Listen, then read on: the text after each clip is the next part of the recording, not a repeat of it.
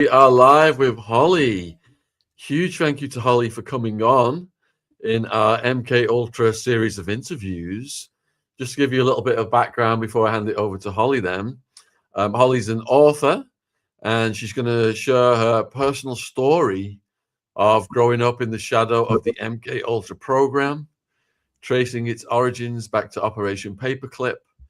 She's going to discuss how post-war intelligence initiatives evolved, the long-term psychological impact this has had on her life, and why she believes these programs remain hidden for decades. So it's a serious emotional story, a journey, and we're going to explore trauma, memory, and one of the darkest chapters of Cold War history. So huge thank you for coming on, Holly. Huge thank you for having me, Mr. Attwood. I really appreciate it, especially because I have followed you since 2014. So this is a huge opportunity. I'm really happy to be here. Thank you again. And we appreciate your support for that length of time. So our viewers like a long, detailed journey of your life story as it's happened. So let's go back to the very beginning then. Actually, before we go back to the beginning, could you just explain to some people perhaps who don't understand what MKUltra is? What is MKUltra? It's torture-based mind control techniques. They use combinations of drugs and hypnotism. So and they would, hold me underwater until unaliving me, wait a certain amount of time, and then resuscitate me and the other children. And they would do that repeatedly. There would be SRA. I'm sorry, I'm trying to remember the list of words. Forgive me. You're fine. You're doing great. Okay, good. I hope I keep doing great. So thank you. Mm-hmm. But there would be SRA. There would be R-ings. There would be electrocutions.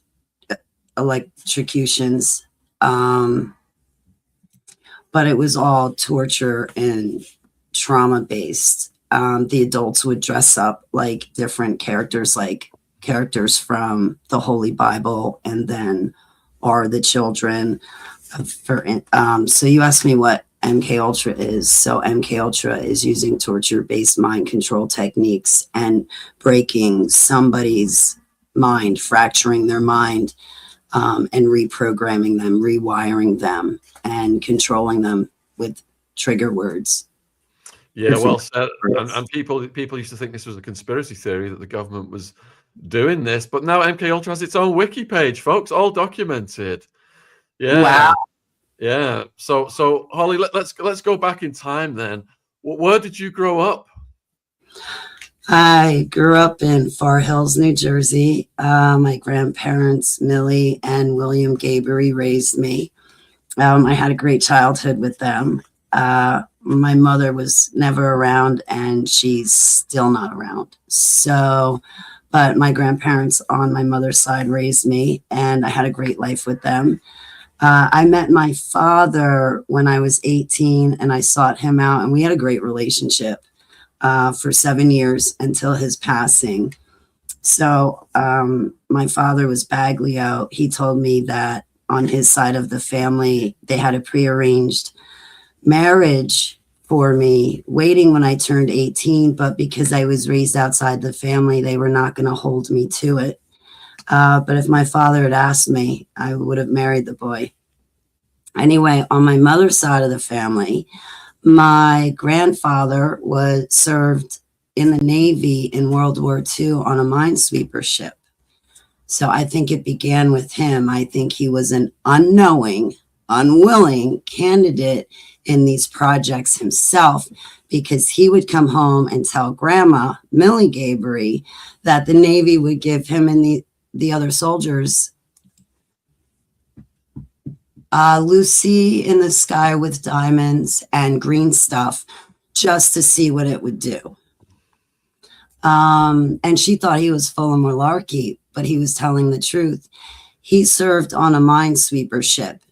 Now, I'm not saying that he himself was at Montauk or part of certain projects, but minesweeper ships were used in the Philadelphia experiment. So I'm not saying that my grandfather was in the Philadelphia experiment. However, he was subjected to these MKUltra projects through his service in the Navy and the reserves. I just don't know to what degree.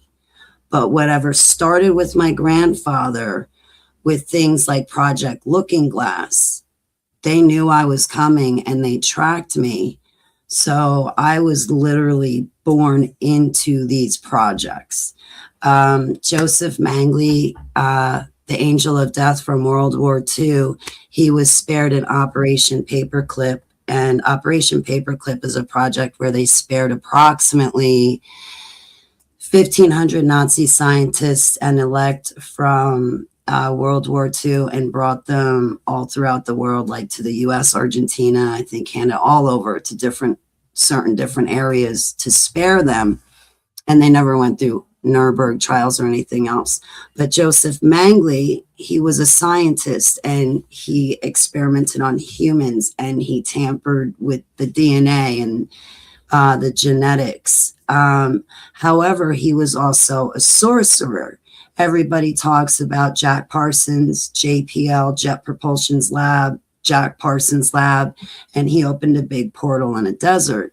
Well, Joseph Mangley could open up a portal inside a person. So it was not just his experiments, but he would also incorporate sorcery and necromancy and SRA into it. So I was born into this. Joseph Mangley used gene splicing in my creation. So he used different DNA. He used my mother and father, my biological parents' DNA, Anunnaki DNA, and Rothschild DNA. He used these different DNA. He used gene splicing. I was then implanted in my mother's womb. And while she was pregnant with me, my MKUltra programming started right then and there. So I was traumatized in her womb. So when it came time for her to deliver me, I was born breech, which means I was bent in half and my butt came out first. And I was 5 pounds, 12 ounces, but then I dropped down to 5 pounds, 1 ounce. And they were going to keep me, but because I gained a couple ounces, they did release me on time. But for all my life, I have 2 sets of memories. I have a set of being in deep underground military bases, and then another set of memories for being on the surface of the earth.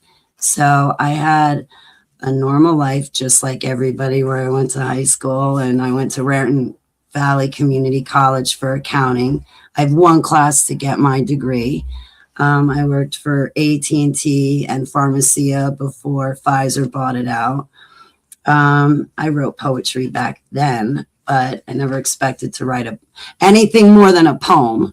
So, I've been married and divorced, no kids. So I've had a normal, regular life, but for 37 years of my life, 40 years of my life, I have 2 sets of memories where I was also in these deep underground military bases being transported, and I was kept in a cage. I was also all right. Okay, Holly, let me slow you down. So you've kind of jumped ahead and given an overview. So what we're going to do is we're going to go back. Now, early on, you said that you had this happy childhood under your grandparents.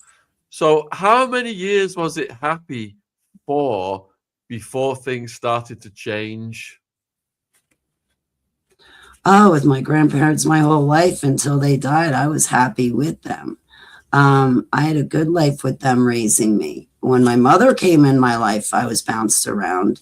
I would say she was verbally abusive and emotionally abusive and not available, but that's why I stayed at my grandparents' house. So I had a good, regular, normal life, if you will. All right, let me rephrase this question then. When do you remember first being in these experiments?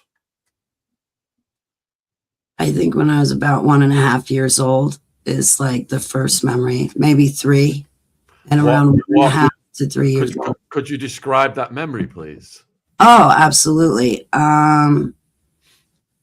Okay, my memories are fragmented. So at the time, my mother had taken me out of the care of my grandparents, moved us from New Jersey down to San Antonio, Texas, or Austin, Texas. San Antonio, Texas. And she was never around. She kind of dropped me on my cousins. So I'm not sure where exactly they picked me up or how they picked me up, but there was more than enough room for them to take me out of my normal life where nobody would miss me. So the first memory, I believe I was in the Dums of Texas, and I was brought in with a group of children. So I remember sitting on the floor, Indian style, and 20, maybe 25 kids. So a classroom of kids. And there were a bunch of adults standing over us. Some kind of dressed like a nurse, but others dressed like Nazis, like Nazi soldiers. They had fatigues and different stuff on. And they were telling us, I have one memory where they were telling us, we're turning you into super soldiers. And I kept asking the little boy next to me, what's a super soldier? What's a myth? And he was trying to explain it to me. But another memory I have is we were kept in cages. There was about 5 to 10 kids in each cage. If you go to like a Walmart supercenter and you take out the rows of items and you replace it with cages and 5 to 10 kids in each cage, and we were wired up to these cages.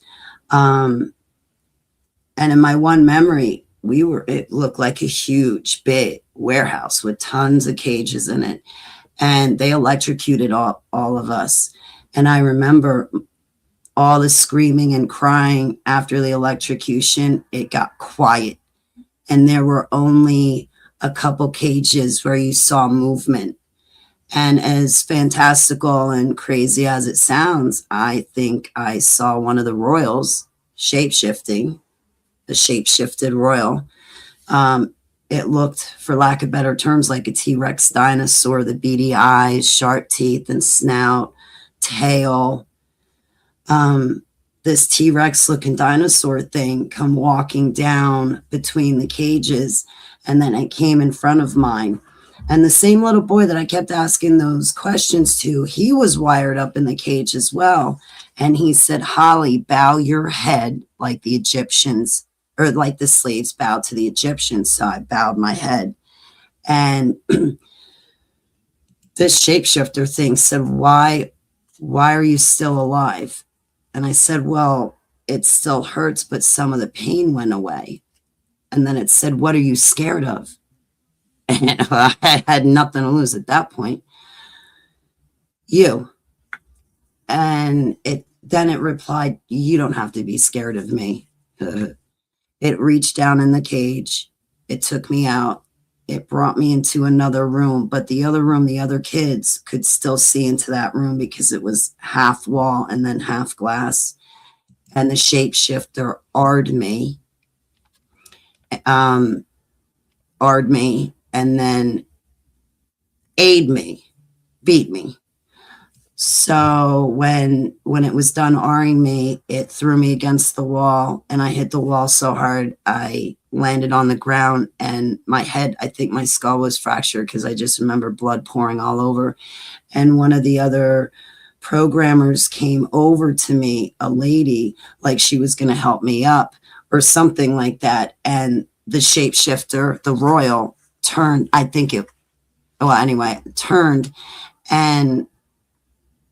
turned to the programmer and said, leave her there. And then the shapeshifter went out, went to the next cage of the next child that was alive, brought it into the room, and did the same thing to that child and exposed all of the living children still left alive after that electrocution exposed it to R-ing and typical beatings and tortures. But we were kept in a cage the whole time. We were denied food, water, blankets, necessities. Some kids didn't even have clothing on. Some, it just depended. Sorry. All right. You're doing great. You're doing it. We appreciate you revisiting No problem. these memories. It must be hard. And let me just add a little bit here then. So in the documented methods that the government used to traumatize kids in the MKUltra program, we've got exactly the things that Holly has described: electrocution, predator activity, I'll just say, to keep it calm for YouTube.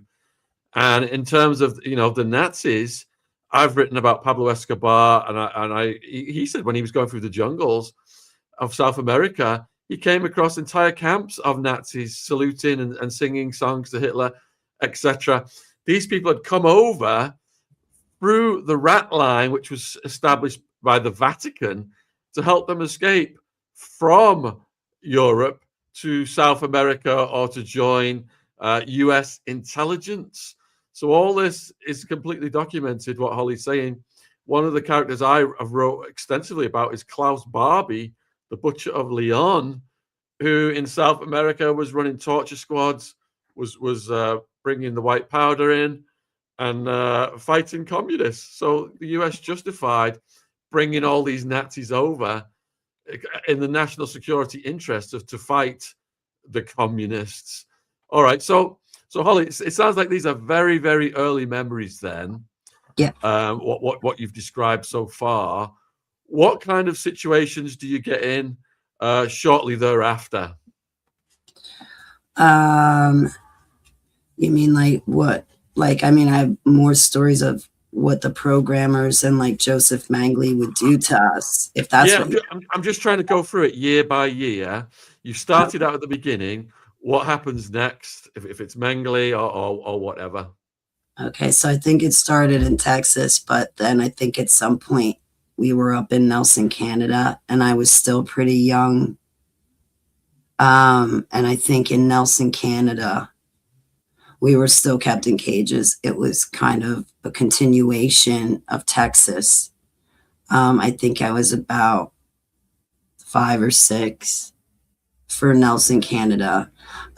They had sick games for like, I'm not exactly sure, but they had these boxes that were similar to coffins. I don't want to say the words because I have with the algorithms, and they would put us in these boxes with insects and snakes and other unalived people and leave us there. It felt like they left us there for days, just buried with these things, or we were kept in cages. There were these monkeys that they had that they would keep us in the cages with, and the monkeys would just beat us.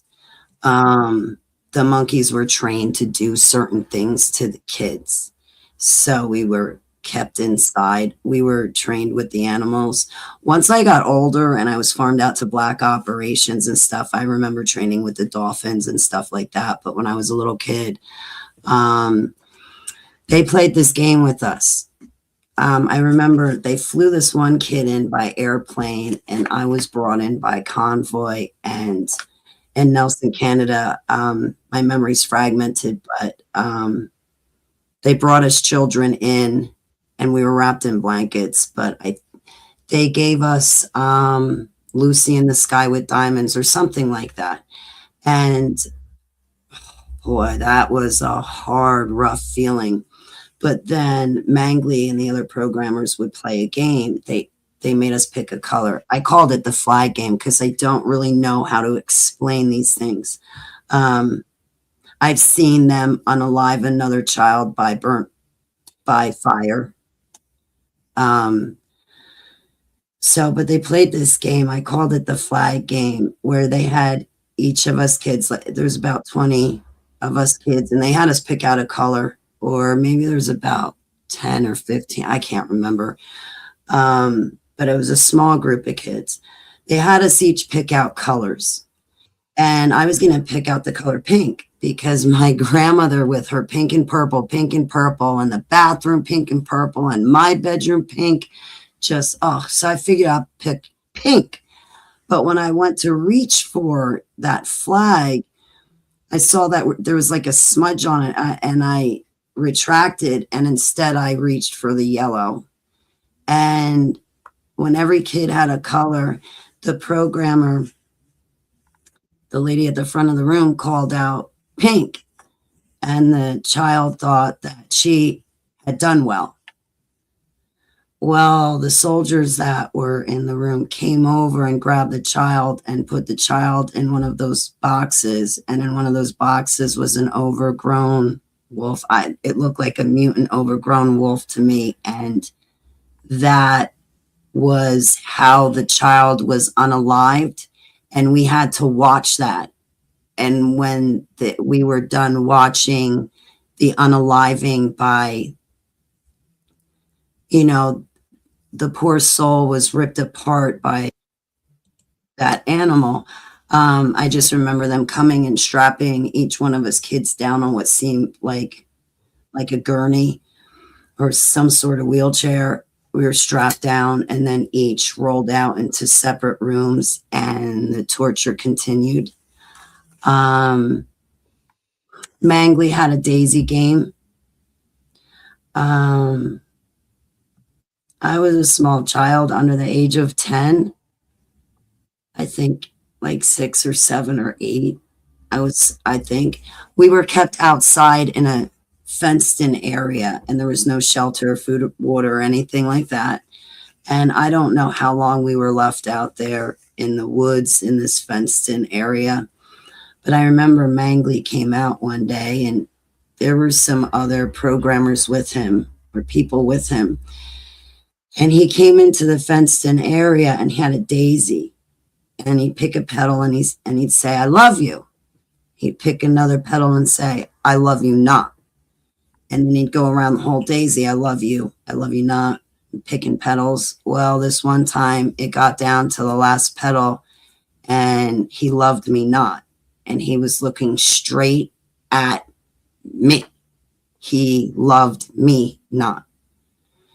And he started walking straight towards me. And the kids at this point were sitting on the ground, but there was some space between us. So he was looking at me. He was walking straight to me. All the other kids knew it. I knew it. Right before he took his second to last step, he turned left, then took his last step, reached down, grabbed the child next to me, grabbed that child up, brought it to the front where he was picking the daisies, and then my memory cuts out. I don't know if I sat there. I don't know if I just sat there and took it or ran up screaming, "You can't do this. You love me not. You love me not. That's supposed to be me." I don't remember. I just remember starting to scream, and my memory goes blank. Because as he carried that child up to the front of us, I was looking that child dead in that child's eyes. I mean, he loved me not.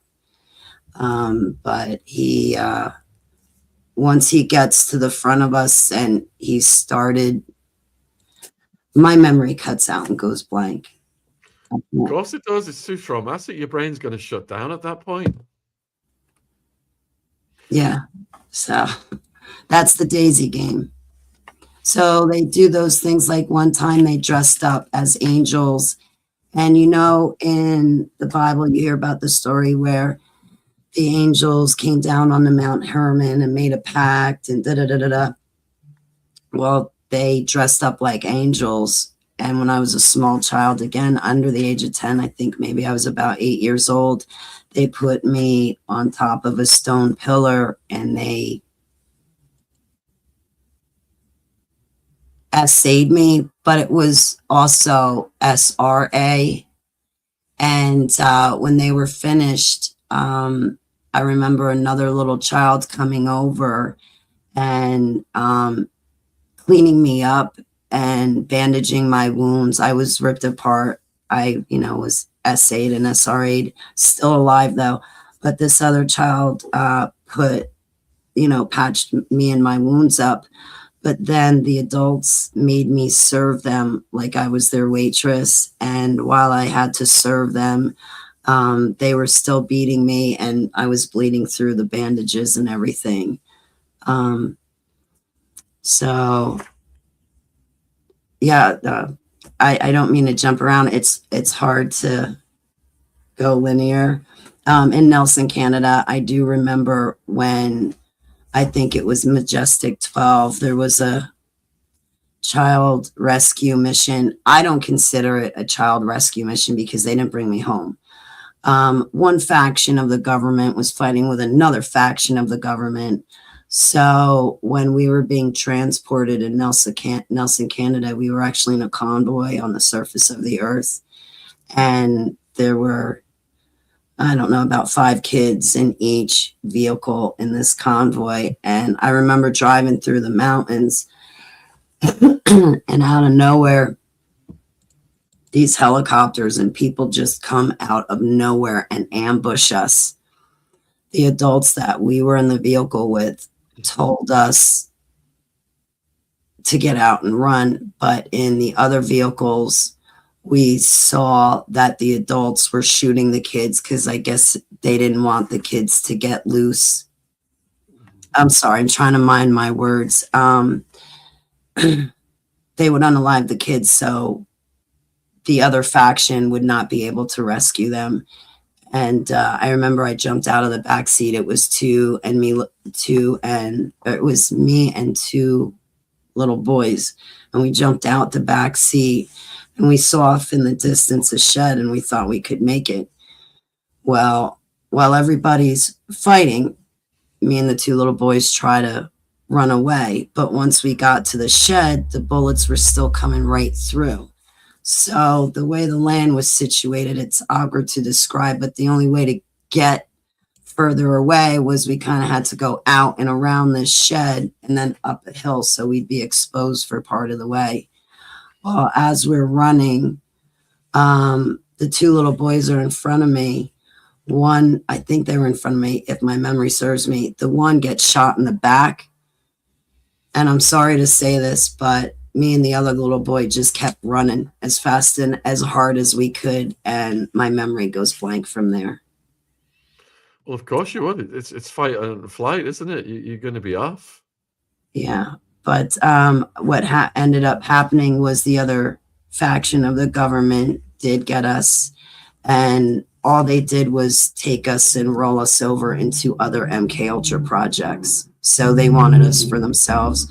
So even though it was considered a child rescue mission, we were still used in these projects. It was just by a different faction now. So Holly, you said under your grandparents you were living a happy, normal life, but on the other side you've got all this really dark stuff is happening to you. I mean, how, when you went back to the grandparents then, were there any adults who perhaps noticed you had injuries or any school teachers or anything like that you could talk to? Well, see, that's the thing, is that growing up, I was always sick. When they took out my tonsils, I was 9 years old in my normal life. I had strep throat 3 or 4 times in one winter. So the doctor convinced my mother to take out my tonsils. Well, then after that, I got asthma and allergies. And then I had nasal polyps when I was, I think, 14. So they broke through that membrane barrier that's back there just to get rid of my nasal polyps. And they told my mother they could have gone in a different way to get them out. But she said, oh, no, it doesn't matter. Well, I just kept all of these different actions, kept making me sicker and sicker. So when I was in the deep underground military bases for any length of time, there was a clone left in my place. And because I was sick with asthma and allergies and missing a lot of school, nobody would have noticed that there was a clone in place of me, and it was not me, because I was constantly getting sick. I'd be sick in bed one week, and then the doctors would put me on prednisone and antibiotics, and I'd be up like Superwoman the next week. So it could have easily just went under people's noses. But the thing is there was only one period, I think, between 18 and 19 years old, where I woke up, I started to remember the kids in the cage and remember the electrocutions and remember what was happening. And I was actually, I went off seeking my creator, and I wound up at a Baptist church. Anyway, I had accepted my Savior, but the problem with the church was they were not equipped, they were not prepared, they were not awake and aware. When I would tell them that, listen, I've been having these dreams so far my whole life of 18, 19 years. There's kids in a cage, we're being electrocuted. But the thing is I don't think it's in my head, because these kids keep getting older and older. I keep seeing some of the same repeated kids, and we're both aging together. Like, we remember each other in the dums, but I'm having a hard time remembering on the surface of the earth. But when I told the church congregants and the guy I was dating and his family and my friends, oh, Jesus will just take care of it. You're safe. He'll just take care of it. Oh, those are just bad dreams. Oh, it's in your head. And my biological mother was one of these, oh, go to a doctor, take a pill, get over yourself. And it's like, no. So nobody believed me. I got mocked for it, and because I did not have anywhere to turn, there was no escape. The only option was to basically go back to sleep and let the MKUltra programming continue to run its course, and let the bad guy continue to take advantage of me and continue to live the life I have. The church is not aware. My friends make fun of me. My parents aren't there. My mother's not there. My grandparents themselves were, my grandfather himself was an unknowing, unwilling candidate in these very projects I'm suffering, So I just went right back to sleep. And that was when I was 18 or 19. Mangley let me go in 2008. That's when I was decommissioned. But I did not, then I'm not to bounce around, but then 3 other super soldiers, December 2011, came back for me. It still even then took me an additional 3 years to really wake up and be aware. So that brings us to 2014, about the time I found you on the internet. All right, let's slow down again, Holly. Let's slow down again. I'm sorry. All right. So you've given a detailed, description of your early years, and you've got to adulthood, and you're saying that the MKUltra program continued into adulthood.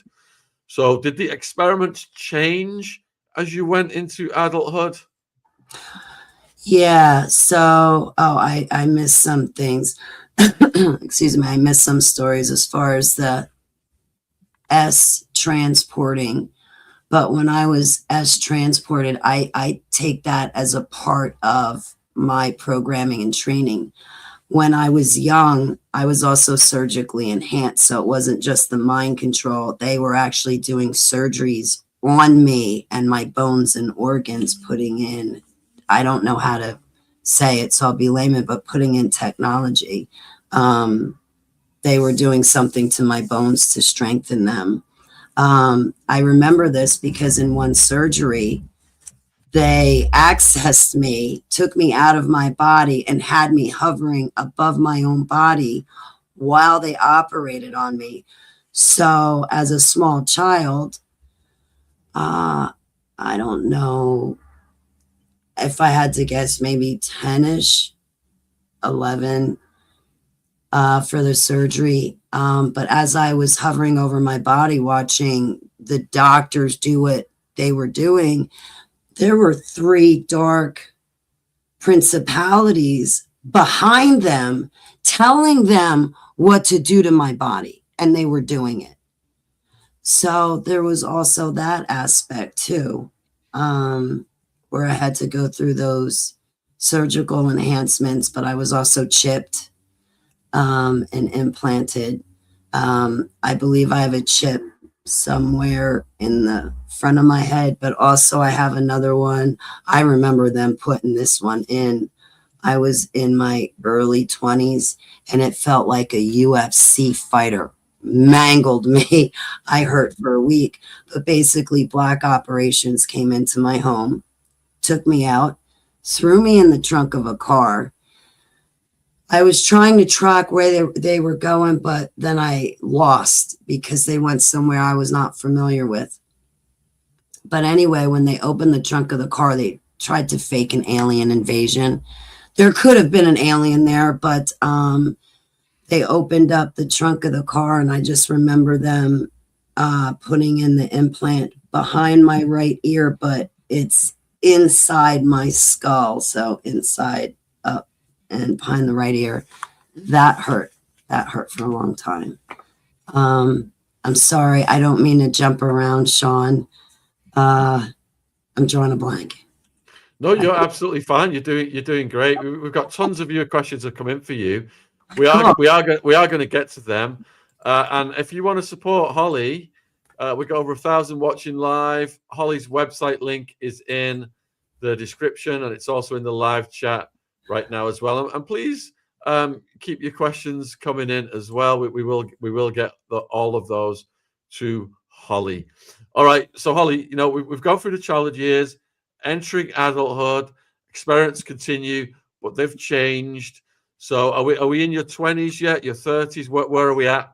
That's right. So the traumas and tortures and the transporting, that eventually stopped. And there became a point where I was actually being sent out on assignments and missions. So now that all that horrible stuff, I think I was about 18 years old, and that's when I was farmed out to Black Operations, and they put me through testing there. I remember they made me jump out of a helicopter into the sea. They put me through testing through that, and the reason why, oh my gosh, that's a funny story. That's one of the only funny stories that I have, is when I was accepted on a Project Seagate. So when I was 18, I was farmed out to Black Operations, and then I went, because prior, growing up as a child, I was put through Project Ibis, Project Mannequin, Looking Glass. I think Looking Glass was in my 20s. I had gone through Montauk in my early teenage years, I believe. I remember begging Preston Nichols for my life, but he wasn't into girls. So now I'm losing track. So I gone through Ibis, Mannequin, Alpha, Beta, Delta, Gamma. They have an MKUltra project for every letter of the Greek alphabet. And since I was born into this, I pretty much went through the whole gamut of them. But Seagate was, I have a couple funny stories, and that's like the only like silver lining to this dark cloud. But when I was going on to Project Seagate, they put me through testing, and on this one test I had, I was expected to jump out of a helicopter. So I remember boarding with my programmer, with my handler at the time, and sitting across from me in the helicopter was 2 older gentlemen and then a younger guy. I thought the 2 older gentlemen were the men that you salute to, you know, the top guys. So, well, anyway, I was on the helicopter ride, and since I thought the older men were the important top guys, I spoke to the younger guy who I thought was like a janitor, you know, just secretary, whatever. So I'm nervous, so I start joking around with him. I'm like, do you have some Dramamine? He's like, no. I was like, oh, good luck getting me out of this plane. We're going to have problems. And I'm just busting with him. But deep down inside, I was terrified because I always hated that sinking feeling in my stomach. And I conveyed that to him. And he goes, when you go to jump out of the helicopter, I'll never forget this because then I could ride roller coasters after he taught me this. And I could never do that. He goes, when you jump out of the helicopter, breathe, like exhale, like you're exhaling through like a coffee straw, one of those tiny coffee straws. He goes, control your breathing, and that sinking feeling should go away. So it came time, the light goes off, the pilot's saying ready. I see my handler on his feet, I'm on my feet. The handler's going towards the door, I am one step behind him, but I see this young guy that I was just teasing get up and come towards me like he's going to help push me out of the plane, but I was only joking about that. I knew one way or another I was going out that plane, so I was just going to suck it up and do myself. So as I'm following the handler out the helicopter, I tried to skirt around the younger guy because he reached out like he was going to help me get out, and I skirted around him, and I still followed my handler out the helicopter. I remembered to control my breathing. Oh, it was such an easy time. And I hit the water, came back up. Everything was great. And I was accepted on the sea gate. But then there comes the other thing is when it finally came time for me to go to Project Seagate, that's when I found out that the younger guy was actually the team leader and I'd be working for him. If I knew that, I would have never said anything to him on the helicopter that I said. But Seagate was kind of fun. We walked through the gates. So, Holly, you said that they sent you on missions. Could you describe a mission? We were sent on a Rothschild assassination attempt. That would be a mission or assignment. I was sent out for different combat situations. I was sent out to Africa, and I have memories of being used as a sniper, shooting people as they ran across this one field. So the being used as an assassin or an agent spying on someone to get information. But I was sent down to the jungle. Another mission or assignment was I was sent down to the jungle, and as fantastical as it sounds, things like Bigfoot are real, and I was sent down with the Black Operations team to get rid of things that I personally believe do not belong here on Earth.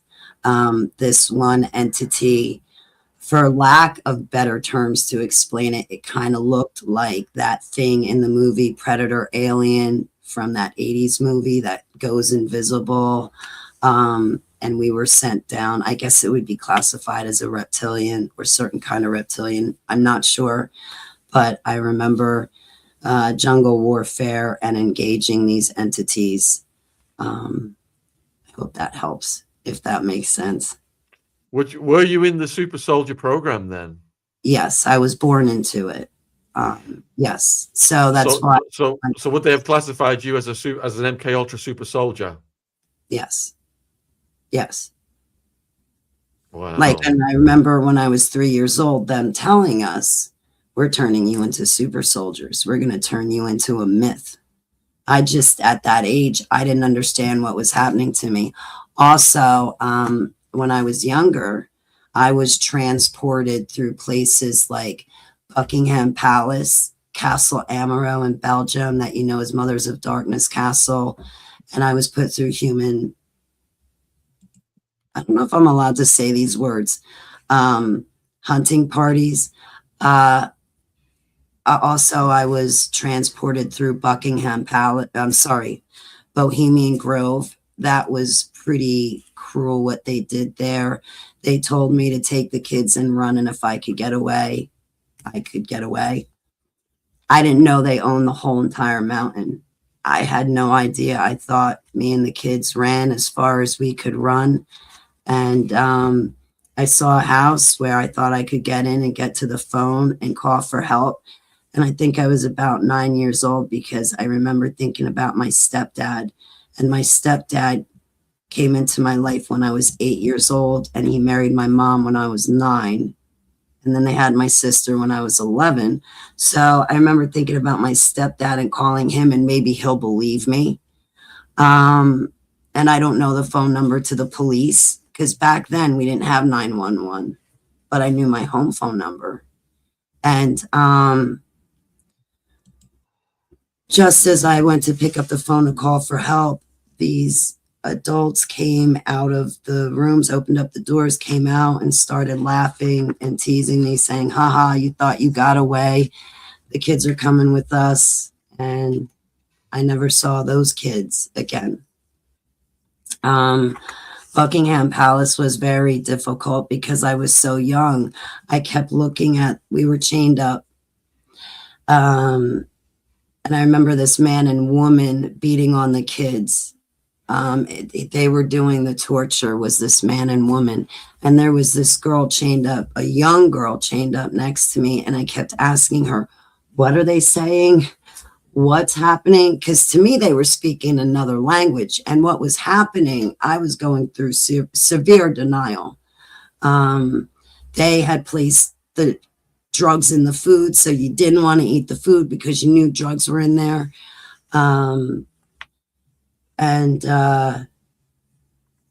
Yeah, so forgive me, but we were put through a human hunting party there. And at Castle Ameroy, Mothers of Darkness, that's where they have the 1,000 points of light. And I have fragmented memories. So I have a memory of these witches going from a building to another building to do a sacrifice, but I also remember being inside the castle itself, and they, I don't think I was ever, I don't know, but the 1,000 points of light, what it is those Mothers of Darkness, they do something, and they summon down their powers, the things that they believe in. And I guess what happens is, because of the arches in the castle, there's like 1,000 points that light up, and this entity is what decides our world's affairs or something like that. So that's what that 1,000 points of light is because I think the entity, once it's there, there's like the whole ceiling lights up and all these little points. But it's all about power, and so there's a lot of SRA. And I'm so sorry, Shaun, because I'm trying my hardest to remember the list of words I should not say. And I apologize. You're doing absolutely brilliant, Holly. And, as you're describing these things, what's coming into my mind is David Icke. He talks about how, the political class, it's an illusion of choice.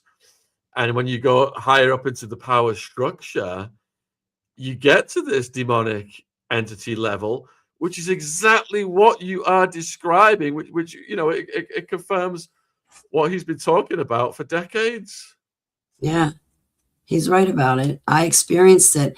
I actually wrote a letter to Fritz Springmeier back in 2016 because I got my hands on his book and I want to read it again. Now that I'm fully healed, I want to read it again, because when he was talking about how Mangley, there was a method to Mangley's madness, and he's going through it, talking about what was happening. I wrote to him, I said, that book, it's something to the effect of Illuminati's handbook or hand guide to creating the ultimate undetectable mind control slave. I wrote to him and I said, I think I'm one of the kids that you wrote about in this book. Like, thank you for writing it. Like, so this way I know what happened to me and why. Like, I don't know that I'll ever understand why, but at least I'll know what happened to me. Some of this will start to make sense. So. All right, then. So we've gone from the childhood into adulthood. Do the experiments continue beyond what you've described? Or are we getting to the point in your life where you get out of the experiments? The experiments stopped in my teenage years. So when I was 18 years old and farmed out to Project Seagate, yeah, the trauma and torture, all that was done and over with. Now I was just being used for whatever they wanted to use me for. And I just want to say that I only have 1/3 of my memories. I was decommissioned So when Mangley let me go, he decommissioned me. So I'm missing a lot. I'm grateful for the memories I do have, and still at times the memories do come back. It was only in 2014 where I had a flash flood of memories and I lost it. I wound up running through a neighborhood naked, reenacting human hunting parties that I had been put through. So my awakening was pretty brutal. I fell to pieces. I lost the ability to talk for 10 months because I was in such shock. Like everybody always said, oh, it's all in your head. Oh, it's a nightmare. And meanwhile, no, all of that's real. That really, really happened, so forgive So, me. Holly, how many years were you in MKUltra experiments, and how many years were you on super soldier missions? Okay, so I was born into it. I consider myself being a part of it for 37 years. I woke up in 2014. So when I woke up December in 2014, that's when I had a clear choice. What do I want to do? And I chose to get out and stay out by all means necessary. So But would you say for those 30 something years, then half of that was experiments and half of that was super soldier? yeah, by the time I was 18, they were fully using me for assignments and missions. So from the time I was born until about 13, 14 years old, I think about 14, 15, that's when the training and programming stopped. And then they started sending us kids out and using us. I think. So when you were decommissioned, how did your life change? I didn't wake up. I was decommissioned and I didn't wake up. I was on so many prescription medications for my disabilities that there was no way for me to wake up. So what ended up happening, I was decommissioned in 2008. What ended up happening was December 2011, I flew from New Jersey out to Denver, Colorado, because I was going to move out to Colorado. So I went out there to visit a former boss from AT&T, but also one of my best friends. And about 3 days into my trip, I was at a Hooters bar. And when I got up to use the ladies' room, I was approached by at the time, just one super soldier. But when he held out his hand to introduce himself, to shake my hand, he had scopolamine on his hand. So instantly I was scoped and compliant.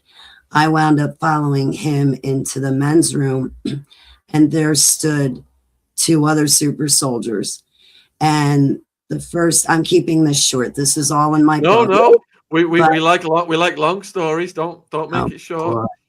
Well, this is a good story. I'll try to keep it G-rated on the internet, but my book, be prepared. There's some details I'm leaving out. But anyway, so I followed him into the men's room. And when I walked in there were two guys standing at the sink with black leather jackets, dark hair, and they had their backs to me. And when I looked in the mirror, I couldn't see their face the way they were angled. But anyway, this blonde-haired man, dressed to the nines, very polite. He says, "Don't you remember me, Holly?" And at the time, well, I think these three super soldiers were trying to regress me. But at first, no, I did not recognize him. The blonde-haired man that I followed into the bathroom was the same boy that when I was a little kid, we were chained in the cage, and he took his hand and put it on mine. And he said, "Holly, bow your head to this thing." I think it was allegedly from Queen Elizabeth's clan. I think it was her. But he said, "Bow your head the way the slaves bowed to the Egyptians." And I'm glad he did. So that way, I still have my head. It wasn't chopped off. But so he was the first little boy that I made connection with in the dums. And as I stood there talking to him, he said to me, "Don't you remember me? Don't you remember the other kids? Don't you remember the cages?" And a second dark-haired man turned around from the sink. He gave me a big shot in my arm. It looked like, you know what military soldiers get before they're sent overseas, that big fat milky looking. The guy turned around and gave me one of those shots, and I thought I recognized him off the bat. He was another little boy from the cages, and I think a boy that I had gone through Project Beta with. And since I was born into these projects, I didn't go through Project Monarch. I went through Project Beta, which is similar to Monarch, a little bit different, similar. So I remember that boy from Project Beta. Well, then the third one turned around, and the third one, how do I say this? Apparently, when I was a super soldier, I was romantically involved with somebody. So the third one that turned around, so as I talked to the blonde-haired boy, and he's trying to regress me and say, do you remember? Do you remember? He had asked me about my life, and I told him, about wretched relationships that I had had, and that I'd been strangled to death on my kitchen floor by one of, oh, geez, here we go. I forgot about the list of words. So I'm still alive. Okay. So, but anyway, I went through some harrowing experiences, and in my death experience, I was brought back, and I was resurrected, and that made me start to seek out my creator and knock on my creator's door and see if he would open it like he said he would. So I was telling these soldiers this, and when the third soldier turned around, in a jokester voice but condescending, he goes, well, if you love God so much, why don't you marry him? Well, not 3 years later, when I actually did wake up and I did have the flash flood of memories, it took me 3 years and coming off the prescriptions in my normal life. But when I did have the flash flood of memories, yes, the first thing I did was run to my creator and hang on to him as tight as I could, because at that point, he was the only one that could understand what I went through and who believed me and who would not put his back to me. So, I went to Heavenly Abba, Yahuwah, but so forgive me. I'm drawing a blank again, Shaun. No, you're doing great, Holly. Did they leave you alone after that? Yes. The last time I've ever seen a super soldier face to face that I know of, face to face physically, was December 2011. And I kind of actually consider that to be my official, I'm out. I never have to deal with this again. I never have to see you guys again. So I better not see you guys again. So, you described the things, the trauma started to manifest, and you acted out in certain ways. Could you explain a bit more about that? Well, when I realized I had been used in these projects, it was really difficult for me to handle. Everybody has their own struggles. I fell to pieces. I had what felt like a nervous breakdown and midlife crisis wrapped up into one ball. And one day came where my mind melted. And you know what? Combat soldiers come home from war with, they have shell shock, where they start reenacting the war they've been in. Okay, well, I started reenacting human hunting parties that I had been put through, where they would strip you down naked. I never had shoes, and they would just make you run. And so, it just, when all the memories came back to me, it was probably about 2 months in, but it was just too much to handle. And nobody around me knew anything. They just mocked me or put their back to me. So I spent most of the time alone. But one day came where I just left. I was renting a very expensive couch from a friend at the time. And I just stood up from the couch, and my mind started to melt. And the next thing I know, I didn't want to, but the next thing I knew, I was reenacting human hunting parties, running away from running away from people shooting at me, chasing after me on dirt bikes, dogs barking. And I just lost it. I wound up collecting myself and putting my clothes back on. That morning, originally, I had woken up and I knew it was too much. And I had called 911 originally. And I'm like, I think I need to go to the hospital. But a bunch of police came out and they came out to my house, a bunch of them, bunch of cop cars, and said, we're too busy today. We can't take you to the hospital. And then left. But yet there was still an officer that stayed an additional 45 minutes to talk to me because they were so busy that day they could not take me to the hospital. So at first I called the cops on myself twice saying, I don't know what's happening to me, but I know that I need help. I'm not sleeping, I'm not eating, and I need help. I don't know what else to say.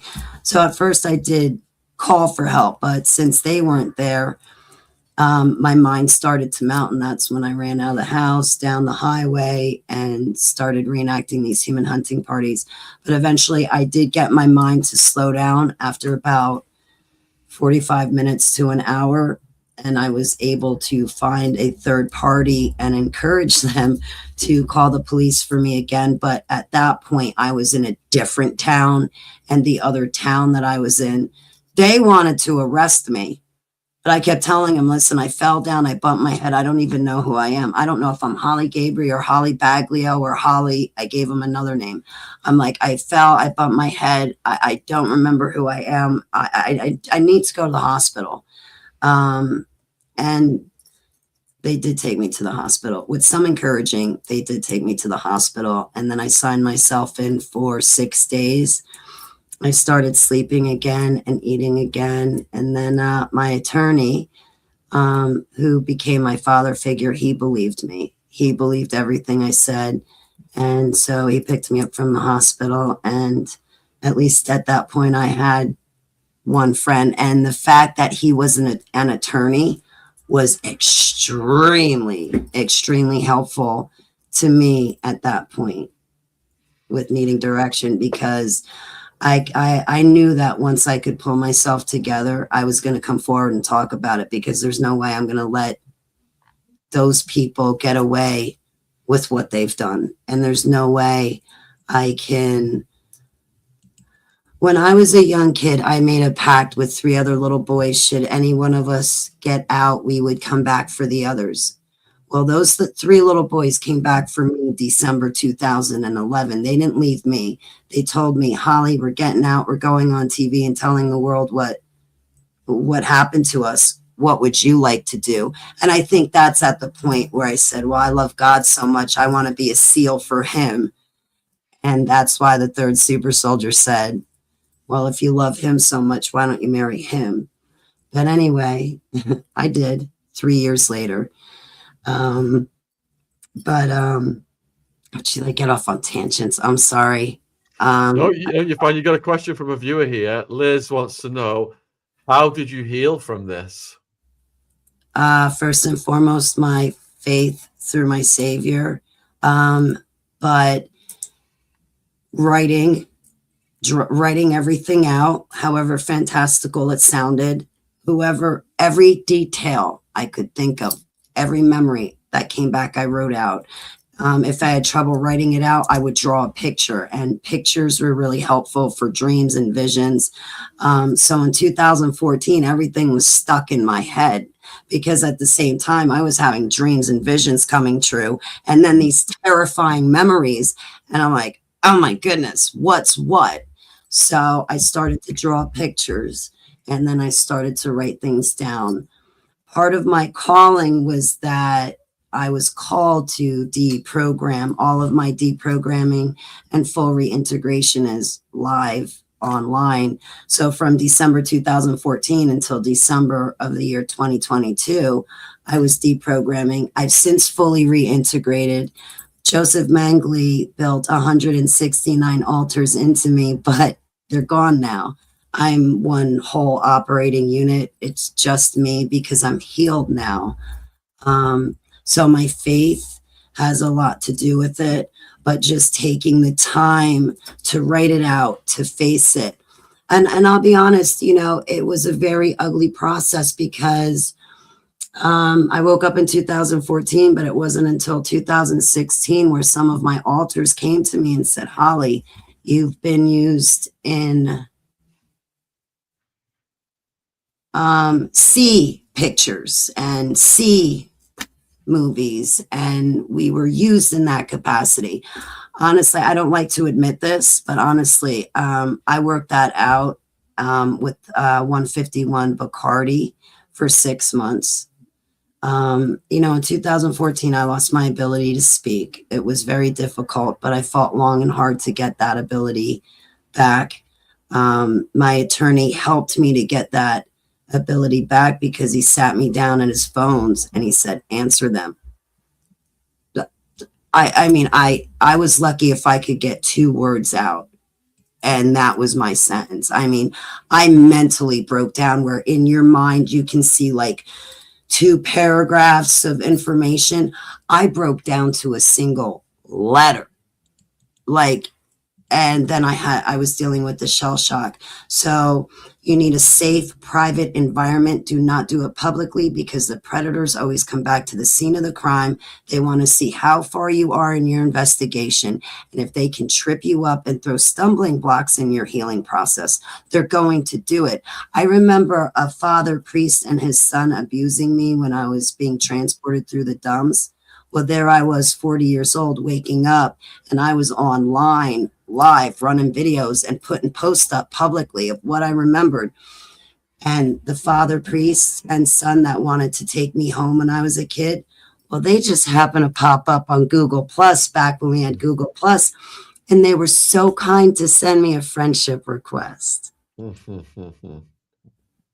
Okay, so get a support system, whether people that you know you can trust. It's good to have somebody that's been through it, but even if you have somebody that you can trust that's not been through it, that they can give you the compassion and emotional support you need, mental, financial support.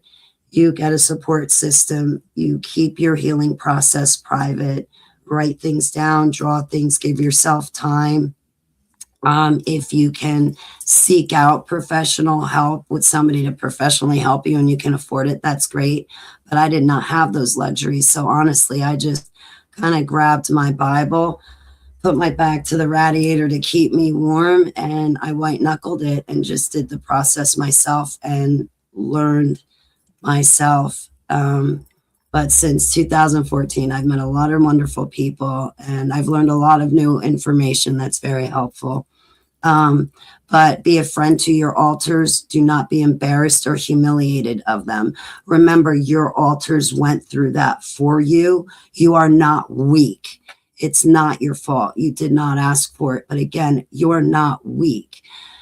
The fact that you even broke off and splintered off into these alters shows that you're fighting to live and fighting to survive. The kids that did not break off into these alters are the ones that are dead. So I'm sorry. The list of words. I apologize. I'm sorry. Holly, you're doing absolutely fantastic. It's okay if you have the odd slip up here and there. Don't feel bad. You're doing brilliantly. So yeah, you're not weak. And don't be embarrassed. Be a friend to your alters. Like some of my alters could not write, but they could draw a picture. I would be a friend to them. I would get them foods and drinks that they would need. I'd leave them little notes. Like I would say, I don't want you driving today. Stay home. You know, I left this in the fridge. But the other thing too that was helpful with my alters, because I was programmed, what was done to me to create these alters was intentional. So what I did was I told each one of my alters, I only met a third of my alters, about 50 of them. I saw all of them, but I only met and interacted with about 50 of them. But what I did was I gave them new job responsibilities. I said, all right, you guys can cook because I hate cooking. I need someone to clean. I need someone to help Holly with this. I need you guys to help me. help me eat, help me wash the dishes. I know it sounds stupid. You guys are spies, you guys are assassins, you're walking through sea gates, like, but I need your help. So I got to reassign you. And I actually nicknamed each altar according to their characteristics. So they did get different nicknames, but I always had people call me Holly. My name is Holly. I don't care that I had, even back at the time when I had 169 altars, I always insisted that people call me Holly because that's who I am. So, I was never those altars. Well, I was my altars and my altars are me, but the names those altars were given were never mine. So, but Holly Baglio is mine. You got a question about the altars. Yes. From Marilyn. When you say altars, is this the same as what we call parts integration in therapeutic terms? Yes, alters, DID, dissociative identity disorder, parts. I used to call mine my little baby dolls because there were a lot of little ones. My little ones, parts, alters. But yes, so if that helps. Yep. And then you've got a question here from Marie about, do you have your family in your life today? My sister and my godmother are in my life, so I'm good.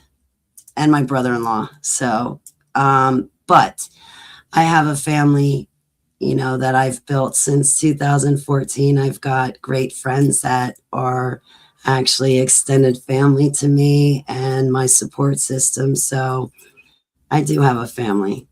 I'm not alone. I do have people I can call. A couple of people. I got a good handful of people, Question from Becky. The hardware that was placed in your head, what happened to that? That's a great question. Thank you. I think it's still there, to be honest with you. I don't think it's fallen out, and they didn't take it out. I know some implants will just pass through you and come out. They have that ability to do that, but as far as I know, they're still in there. But I pour the blood of the Lamb on them and say, okay, Heavenly Abba, I pour the blood of the Lamb on them. They are inactive. Please take your sword, stab it in the ground, and do not let the enemy cross past your sword to get to me to access those codes or to access these implants. You're bigger than their technology, and I take refuge in you. In Yahushua's name, Selah. So I hide, well, I shouldn't say hide, I use my faith, and I engage in spiritual warfare. And like I at times have felt like my implants are being pinged, or like maybe somebody's trying to scan them, but they do not take control of me because my life is in control and being controlled through my Heavenly Abba, through my faith. So I hope that helps. I'm not trying to preach to anybody. No, you're doing fine. Prince Max wants to know, did you ever encounter Max Spears, the super soldier? Yes, may he rest in peace. Actually, we were younger and we were taken out. We were ordered like fast food, and we were brought out to a place where there were adult men and women who R'd us and SA'd us. I'm so upset because I wanted to write Max Spears so many times when he was alive. I can't tell you how many times I had a letter all typed up, and all I had to do was press send, and I cowered down. And now I will never have that opportunity to talk to him. But anyway, when the adults were finished, I believe it was Max. We had gotten cleaned up, and I was sitting there waiting for Max, and I forget exactly what happened, but I had said something, and Max turned to me and he said, Holly, it's the same. They did the same thing to me that they did to you. Even though I'm a boy, it's still the same thing. You know, they ard you, they ard me. It doesn't make a difference that I'm a boy. And, you know, that was my first real awareness of this stuff, was that moment when he's saying it's the same for me, even though I'm a boy, and it had hurt him the same. But I remember going through that with the adults, and the only thing that got me through that moment was to look at Max dead in the eyes. That was the only way to get through that, was to fight, because Max got to go through it. I got to go through it. We can get through it together. We can get through this together. We'll see each other when it's done. So, yeah. Right.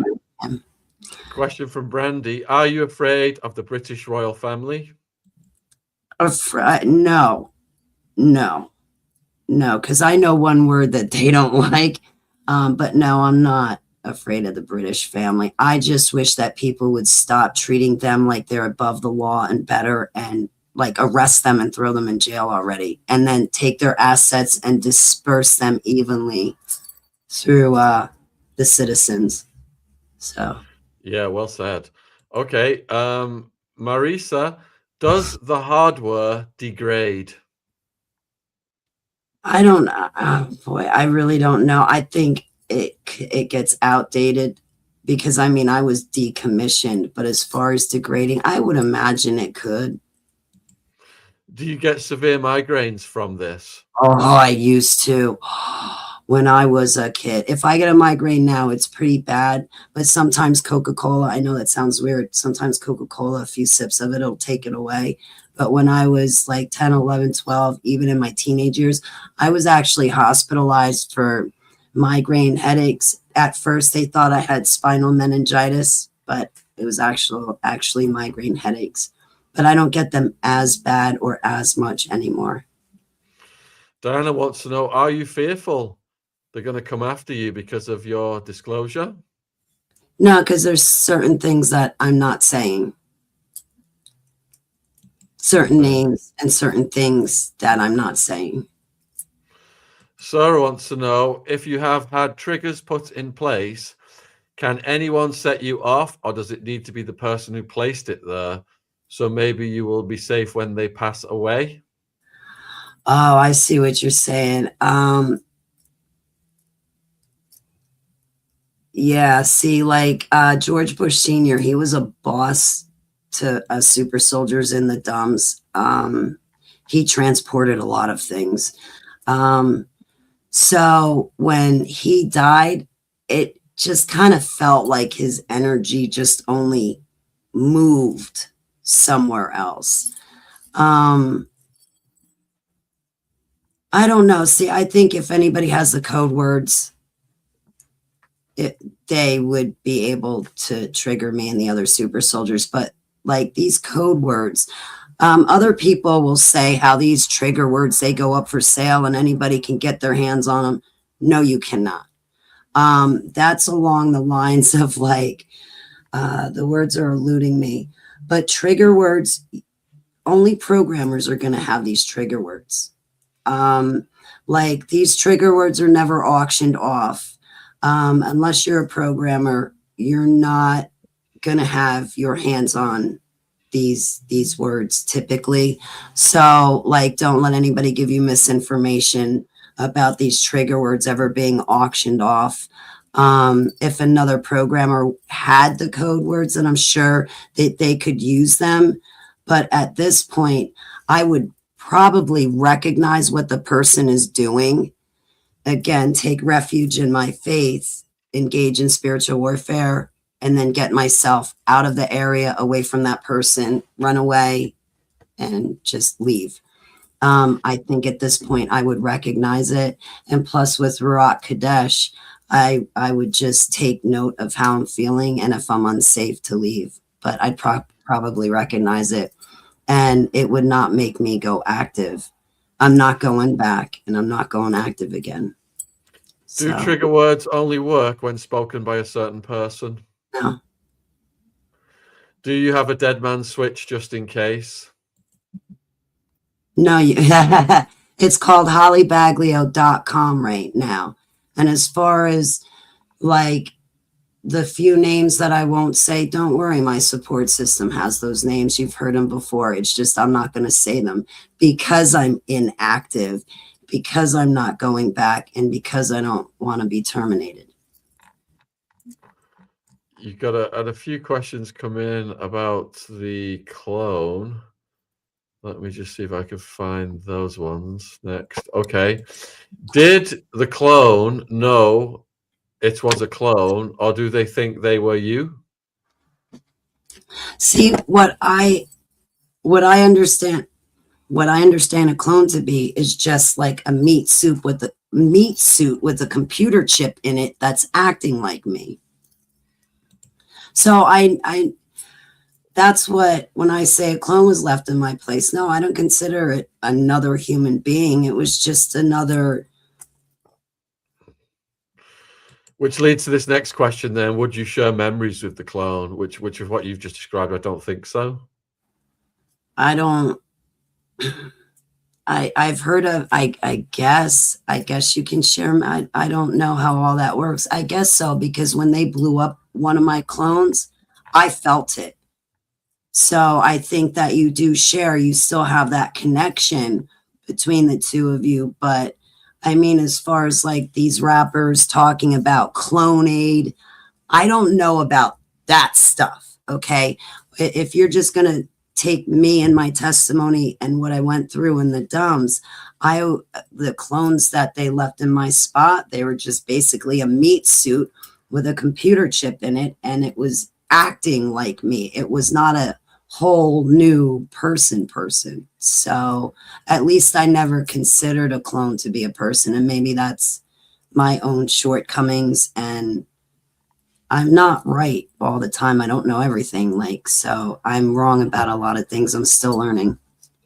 Stroppy wants to know, what was the purpose of electrocuting the kids? Wasn't that to create the trauma? Yeah, to fracture our minds. Yeah, that was to traumatize us. And then once we checked out, that's when they would program us with what they wanted us to do. Sorry. Do you know about Draco's hierarchy?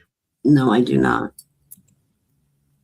Okay, I'd like let's see. Did you ever get to talk about the Mengele twins? No, not that I remember. Did you ever come across any blue helmet soldiers or soldiers from different countries?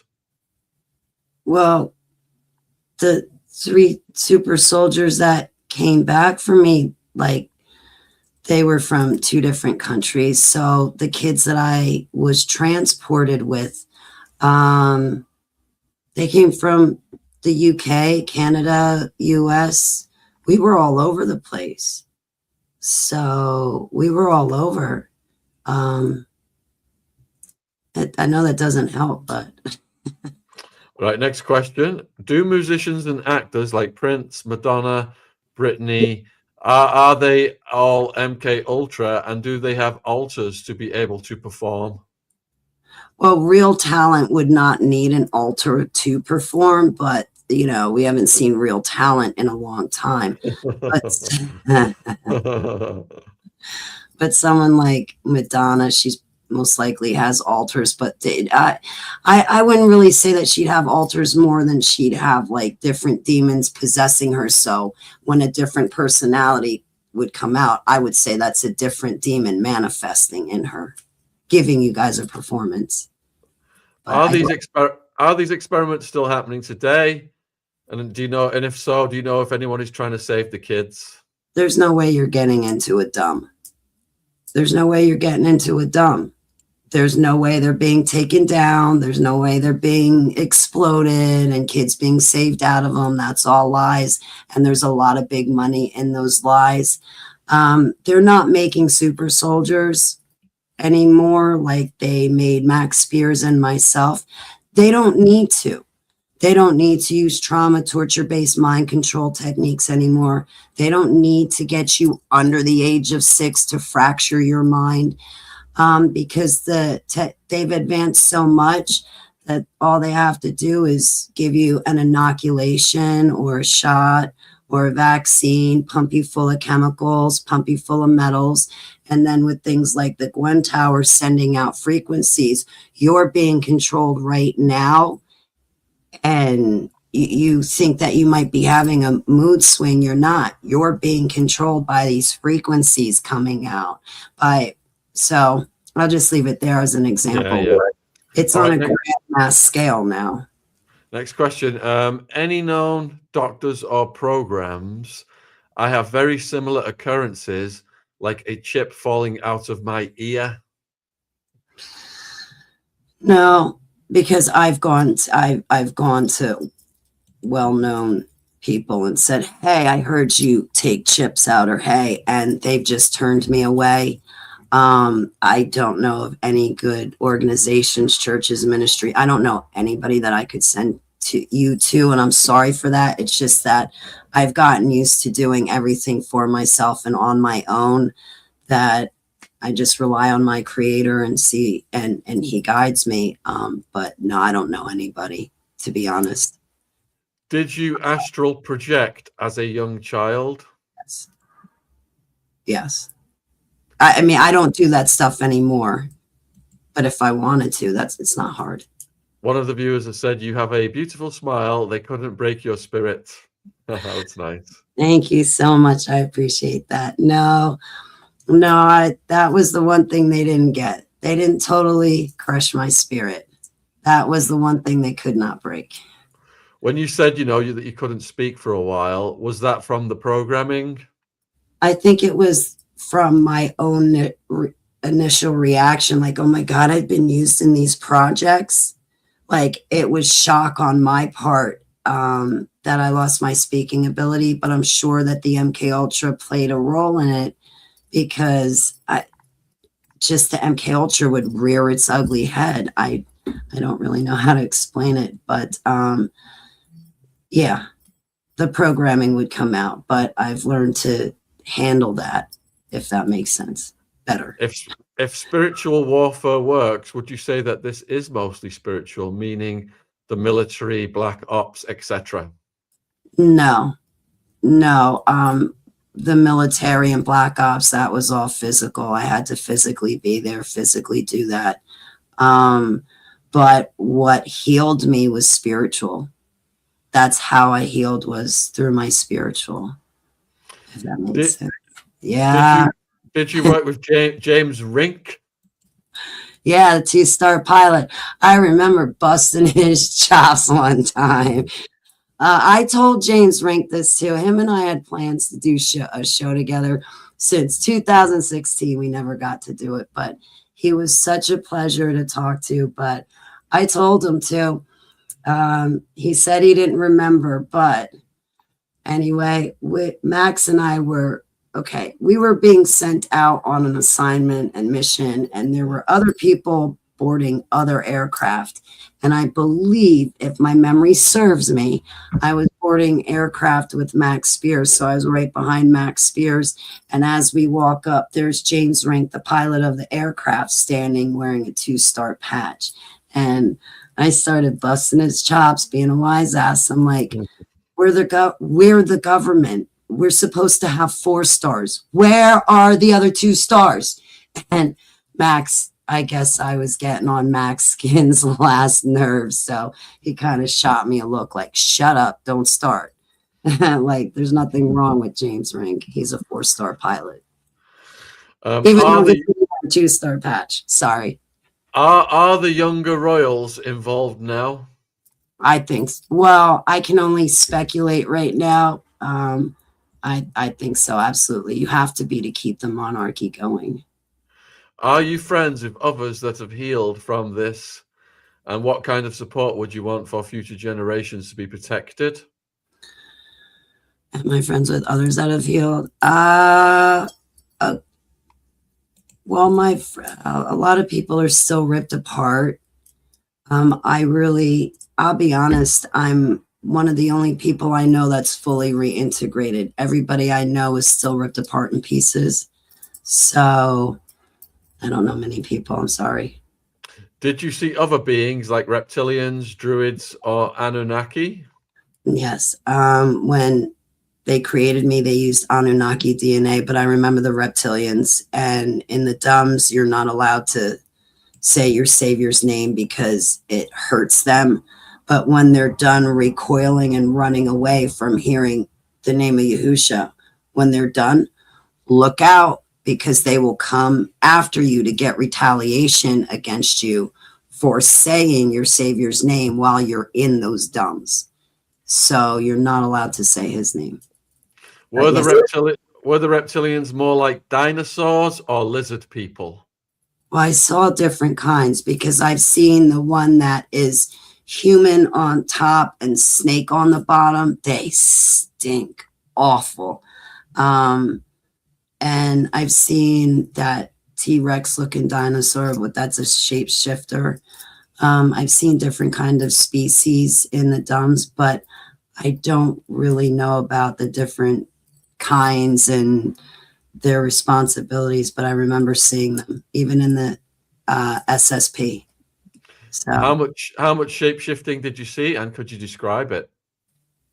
I'm going to be honest with you. It scared me so much as a kid. I really didn't want to see it. In some of my memories, I was able to close my eyes, so I did.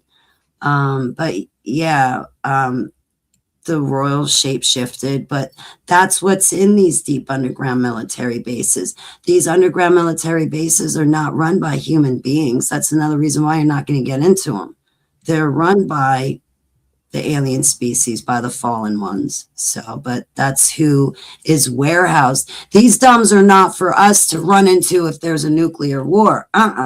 This is to warehouse the alien species, so they'll be okay. And I wish I was joking about that, but I'm not. I think you might have answered the next question with that then, because Marissa wants to know, do you believe these are aliens that you've described, or are they from Earth or coming through portals? Well, they're already here. They've been here. And with things like CERN, I mean, more portals are opening up constantly and they are coming through, but they've always been here. So, and that's pretty much who built the dums. I mean, their descendants built these deep underground military bases. I mean, human beings didn't build these things that I know of. Sorry. Can you teleport? Not personally. If I thought of taking the technology with me on the way out of the dums, I would have. But I think they have that technology in the dums, but I don't know. Okay, could you describe or help us understand the process for when you're triggered by them with a word? For when you're triggered by a word? Wait, also, could you describe the reptilians? You've already done that part, just the first part. Could you describe the process? So, I mean, you mean the process? Well, that would be creating an altar. Like these programmers, they'll say certain code words. They might have numbers in them. Certain programmers might use certain hand gestures, lights, to trigger you. So they could move through a crowd, say something or do something, and you might not notice it, or you might be like, oh, that's just a weirdo, and put your back to them. Or they, they could be a stranger and just pass by and say, oh, have a nice day, but then add code words or trigger words onto that or something. You won't pick up on it, but your alters, your subconscious will. Like my alters would hear it, so I wouldn't be conscious of it. My alters would hear the command codes. Come forward, put me down, make sure I don't remember anything, and I'm just thinking it's business as usual. Put me down, and they would be forward, and I would just have missing time. It was not until 2014 when I woke up and had the flash flood of memories that then I became co-conscious. And once I was co-conscious and somebody came along trying to do that, that's when it was like, wait a minute, I heard your code words. I see what you're doing. There's no altar here that's going to take a command from you anymore. But back when I was programmed, yeah, somebody could say the code words I wouldn't remember, but my alters would come forward and take action. My alters were already programmed with their orders and instructions and phone numbers. They already knew what to do. So if that helps. Is it all over the world, these experiments, or primarily US? Well, I think QS is number one at it, but that I'm prejudiced, and I think the US is the worst. But as far as deep underground military bases and these MKUltra techniques, these MKUltra techniques date back to the days of the pharaohs. So it goes all the way back to then. That's why Hitler and Mengele and the Nazis were all through like Egypt. It's because these mind control techniques date back to that time, and they were searching for all this knowledge, I would imagine. Yeah, they were obsessed with that. Yeah. Did you ever get put in the machine? Which one? Like, I'm sorry, I'm not trying to be rude because I went to Montauk, so I was in the Montauk chair. I was through Project Looking Glass. Like, what machine? I'm sorry. Sounds like you were in several machines then. Yeah. Did they do this to attempt to train some of the children to be assassins and spies? Yes, that was the whole point of it. Yep, exactly. Yep, someone to do their dirty deeds so they wouldn't have to, and then hopefully we wouldn't remember doing those dirty deeds, so then when we'd never be able to tell on them. That was the whole point for the alters. Have you ever had peace in your life? Right now. Oh. Honestly, right now, like, honestly, yes, because I made it. My book is up. My drawings are up. I'm sitting here with Shaun, and some of my loved ones hopefully are watching this interview. I've been begging them to watch one of my interviews, but yes, at this point in my life, even though I'm in the middle of a move, honestly, I have found peace and happiness and contentment, and yeah. Tell the viewers the name of your book as well, Holly, and that's great, that answer. Thank you. Yeah, Kids in a Cage. I'm sorry, what'd you say, Shaun? The name of your book and where people can get it? Okay, so right now, the name of my book, it's my autobiography. It's Kids in a Cage. It's free online right now and has been since February, March. Yeah, 2 months since February. If you go to Holly Baglio, my name, hollybaglio.com, click on Kids in a Cage. Also, you got to click on testimonial drawings because I have on my website, there's over 120 drawings. In my book, there's 114, but the drawings go with the book. So like, make sure you look at the drawings, and I put descriptions underneath them. You might want to look at the drawings before you read the book, but just go to hollybaglio.com. It's Kids in a Cage. I rewrote it. So it's a new book. I rewrote it from the one people read back in 2019, but it will be made available for purchase. We're hoping April 1st, but there might be another pushback. And so if there's another pushback, my book is going to stay up online, free to read. And then once it's available for people to purchase, I will take the book and some of my drawings down, and I'll put up a link where people can purchase it instead. So, and the links in the live chat and the description. So Tracy wants to know, do you believe the CERN is used to reach parallel realms that the billionaires can flee to?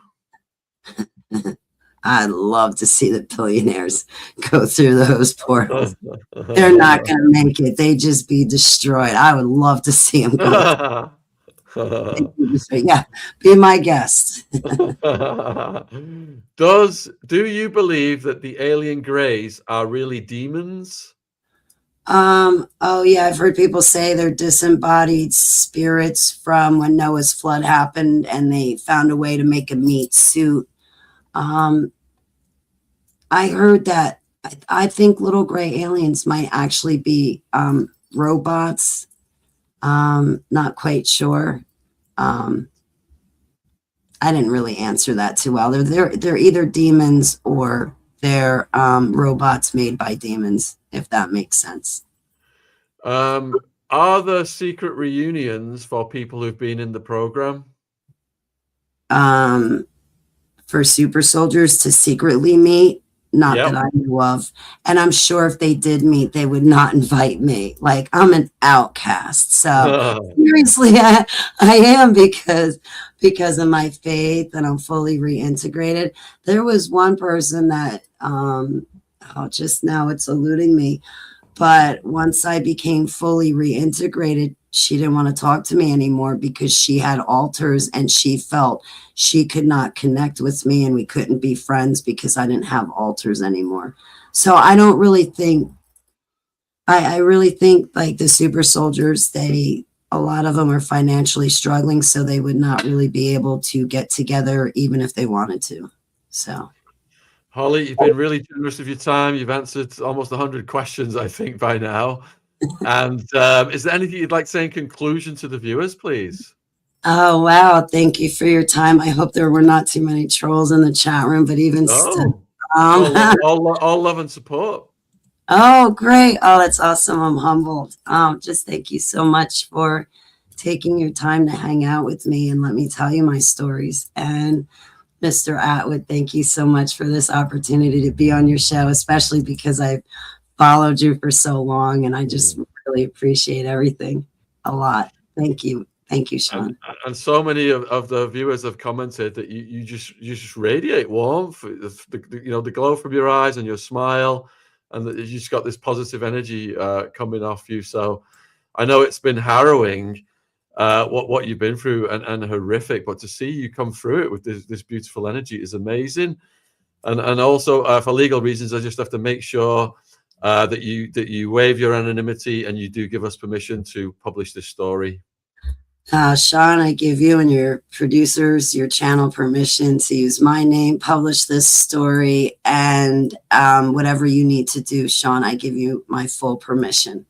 Oh, we appreciate that, and yes, you have a great weekend. I will now. Now that I got to meet you, Shaun, I'm like, I met Mr. Attwood finally. Have a brilliant weekend. I'm going to close the show and let you go. And huge thank you for spending this time with us, Holly. Cheers. Thanks. I love you guys. Thank you. Much love from the UK. Cheers. What a fantastic guest, folks. Absolutely, mind-blowing what Holly's went through and just come out the other side. So positive. So if you want to support Holly, I'll put the link to Holly's website in the chat right now.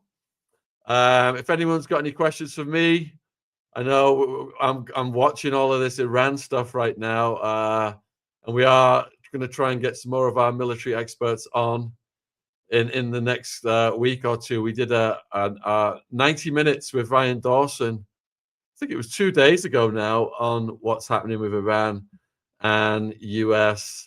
And he really broke it down, how the evil empire, the deep state, has made this move, and it's destabilizing the entire world.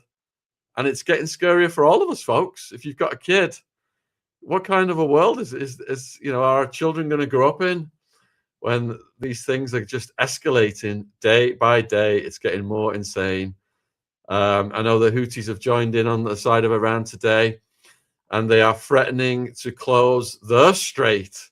There's not just the Strait of Hormuz, there is a second strait that the Houthis are in charge of. So oil could potentially go up to 150, 200, and the whole world could go into a Great Depression. It's obscene that these people are getting murdered in the Middle East. And for what? So Raytheon can make more money, Palantir can make more money. It's absolutely disgusting. Yeah, Tracy, what an evil world we live in. Absolutely. And Holly really broke that down. So if you've got any questions for me, I've got a couple of minutes here in the UK before I go and help Jen put baby Ziggy to bed. Can you get Philip Ingram on, please? I'm imagining that he is MKUltra. I'm not sure what the backstory is, but yeah, guest booker Shane has been coordinating these interviews. If Shane, if you want to get on that, we would be definitely be interested. All of the MKUltra guests stories are absolutely phenomenal, and it's great that you viewers provide such a safe space for these survivors to come on. Shaun, you need to consider getting Dr. Stephen Greer on. Yeah, I've watched his stuff over the years. We'll have to see if Shane can reach out there as well. I know Shane is in the live chat right now. Keir Starmer making Khan a lord. What's your thoughts? Just one big corrupt club, folks. You know, I would think the same about that, the same about Trump putting Tony Blair on the board of peace. Tony Blair, one of the most evil people, war criminal, mass murderer. It just makes me absolutely cringe. You know, these people just giving each other awards, putting each other on boards, making each other lords, knighthoods, just like they did with Jimmy Savile. This is how they just empower each other's evil. They are partners in power, folks. I wrote a book about the Clintons, exposing the Clintons. One of my sources was a book called Partners in Power, and it just really revealed how diabolical they are. Marissa saying, are you uncomfortable airing this from the UK?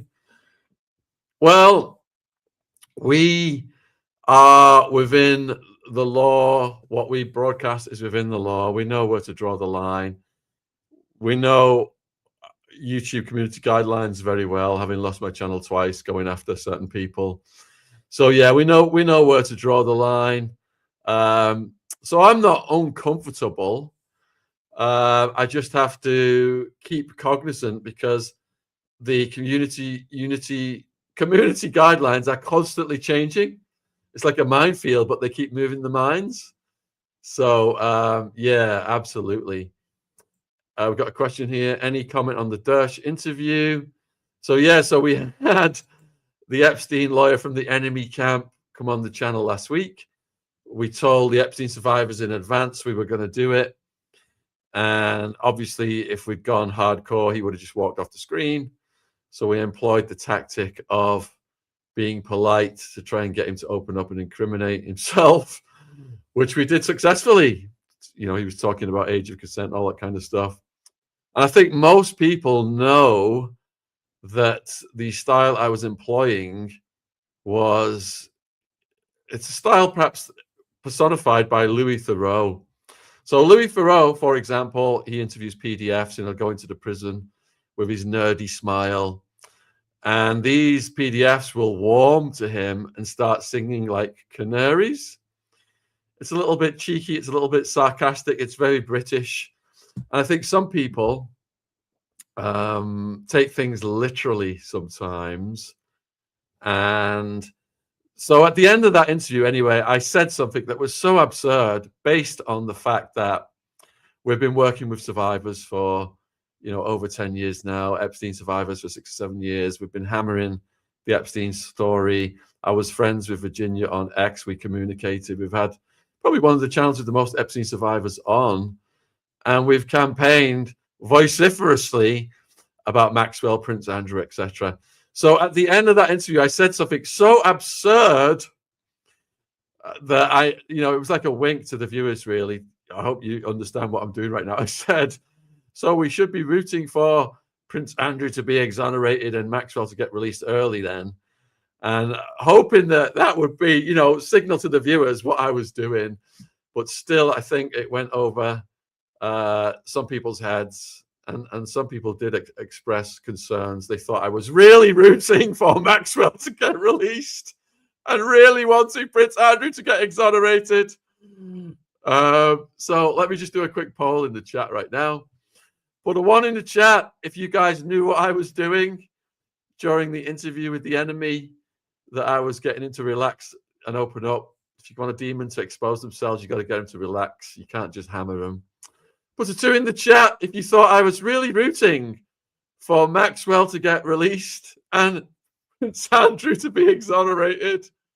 I think most people understood what was going on. Let me see. Yeah, looks like. And it was really hard to keep a straight face, folks, when I was saying these things. um, I was. We understood the whole interview, Shaun. He dug himself into a pit. 1-1-1. Yep. Looks like everyone is. Yep. Seriously, some people were offended by it, and I don't want to cause confusion amongst people. Having lived in America for almost 2 decades, I think it was about 16, 17 years, I should have realized there is a distinctly different sense of humor between the Americans and the English. The English have what's called British sarcasm. And I think some Americans take things more literally because I think all the British got what I was doing. It's a British technique. But some people didn't. Anyway, I hope that's clarified that. I'm seriously not rooting for Maxwell to go out early. I'm not rooting for Prince Andrew to. Glenn is out already. She has a double in jail. Won't surprise me. Absolutely would not surprise me. Won't put anything beyond these people. Epstein down on an island with Kenneth Lay and the rest of the crew down there. So yeah, I mean, in my book, Who Killed Epstein, Prince Andrew or Bill Clinton, we did do a whole chapter on the possibility of Epstein still being alive. And we also had the corpse expert on last month. It did really well, talking about the discrepancies in the ear and talking about the tattoo on his arm. And looks like many of the viewers were laughing at the way I treated the enemy. How could I do it with a straight face? I know. It wasn't easy, especially when I did that, the last bit at the end about Maxwell getting out early. It was hard to keep.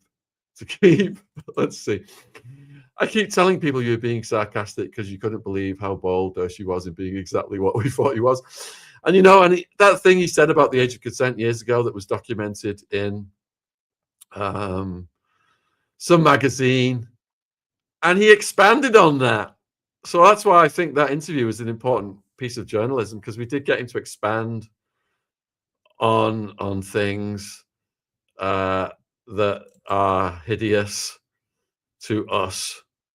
So I think perhaps next time we get, well, this is the problem, isn't it? If I alert everyone in advance what I'm going to do, then the guest's going to get wind of that and not come on. So we did alert the Epstein survivors in advance, but alerting everybody, putting a general warning out on the internet, it would get back to the guest, and then the guest wouldn't come on.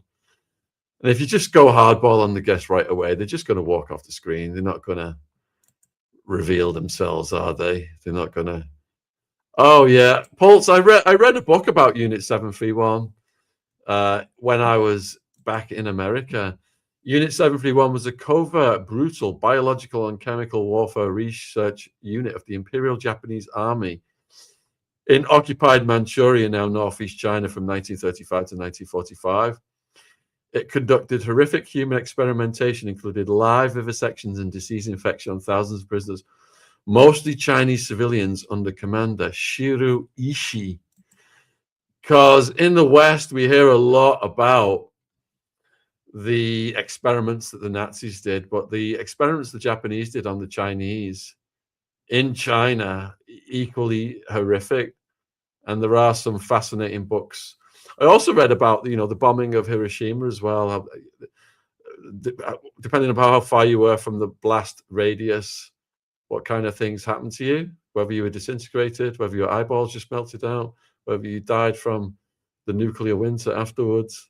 This is why it's so scary. We got these clowns joking, oh, we're going to nuclear bomb Iran or whatever, and all this stuff, and Israel's got nukes and all this stuff. And it's like they're playing video games, folks. These lunatics like Hegseth, low IQ wannabe jock. This guy's got power and influence to orchestrate war against people. What does the world come to when you've got these clowns running the show? Or at least, he's just a go-to, isn't he? A gopher, isn't he, for Trump? And Trump's just a gopher for the evil demonic forces above him. But it is scary that these people can get up on their platforms and preach to us and tell us that the US military is the greatest in the world. We are geniuses invading Iran. Just believe the BS that's coming out of our mouths. And they're clueless, folks. You can see that. They have no understanding of history or geopolitics. They're just put in their place by the banking cartel, military-industrial complex. Military-industrial complex loves that the war's not ending. Trump may have thought he could get a quick victory, Venezuela style, and he could go on to get his peace prize or whatever. But the people really running the show know this is perpetual war. They know this is chaos. They know this is escalation because they make the most money from when the most blood is running in the streets. That is the Rothschilds quote. They are so evil. The longer the war goes on, the more money Raytheon makes, the more money Palantir makes, the more money the military-industrial complex makes. It is in the interests. The higher the oil prices go, the more money the oil industrial complex makes. It is in their interests. Who's going to suffer? Who's going to pay the price for this? We, the American, the UK public, the public all over the world are going to feel the cost of this. So a couple of weeks ago, I went on, I think it was David Nino Rodriguez's channel, and I said what Trump has done, what he's agreed to, because his paymasters have put so much pressure onto him, and Netanyahu has put so much pressure onto him. What he's done, if it doesn't end right now, if he doesn't just say we bomb the crap out of them, we declare victory, we're pulling out. If he does not do that right now, we are on the trajectory of the economic consequences we saw in the 1970s from the two oil shocks. If you look at what happened to society in the 1970s, the inflation, the stagflation is high prices and low economic growth, so you've got mass unemployment. It is the public that bear the staggering costs from these disgusting decisions made by these warmongers. And is Trump and Hegseth and Lindsey Graham, are their family members' kids going to go to Carg Island and die for oil and for military interests and for geopolitical interests? Absolutely not. Trump's family, for over 100 years, none of them have been in the military. Trump dodged the draft 5 times, folks. They send other kids to die, cannon fodder. And the more kids that die, the more blood is running in the streets, the more money they make. This is how evil they are. Yes, Helena, US bond market is tight right now. So Trump tried to stabilize the markets by saying he's got this 15-point deal with Iran. He's negotiating with Iran. He's got these imaginary people. This is how crazy it's got. He just made it up that he's got this imaginary deal with Iran. But the stock market was fooled by that. I think it went up over 1,000 points for a few minutes. It settled back up about 700 points. And it did stabilize for a couple of days.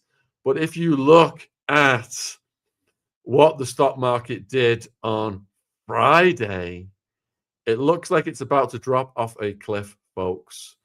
I know financial market stuff is very boring. I've been trading financial markets since I was 14. So, if anyone does have any questions on the financial markets, feel free to put them in the chat because it's something I have been tuned into. I was a stockbroker. I was an options principal. I had the branch manager's license when I was trading in the stock markets. I was a day trader during the dot-com bubble. And the financial markets, because they look to where the world and the economy is going to be 9 months to a year out, they're like a discounting mechanism. They're a good indicator of where the world is going to. So if we are going to go into a Great Depression a year to 18 months out, we will see a stock market crash in the coming months. Of course, there are a number of possibilities of things that could happen over this Iran situation. From a peace deal is brokered next week would be the ideal solution for the rest of the world, for the cost of it to not fall on society. But if you look at what Iran is demanding versus what Trump and Hegseth are demanding, I mean, they are diametrically opposed. This is how ridiculous it is. You know, they said that they bombed the crap out of Iran's nuclear infrastructure last year. It was the most brilliant military operation of all time, and Iran couldn't possibly have a nuclear weapon now. Yet they are saying that Iran, one of the reasons they've gone in now is because Iran was 2 weeks away from a nuclear bomb. You know how stupid that these folks think they are. They have done everything possible by invading Iran to give Iran the biggest incentive to contact Pakistan and say, hey, we need a nuclear bomb as soon as possible. We're sick of this, you know, dealing with the Americans, kowtowing to them. We're going to end up like Libya. Look at what happens to Gaddafi. He, you know, disarmed for the deep state, and he ends up getting rammed up the backside on live TV and murdered as a consequence of that. America assassinated, or Israel assassinated, the Ayatollah who had the fatwa, whereby not to have nuclear weapons.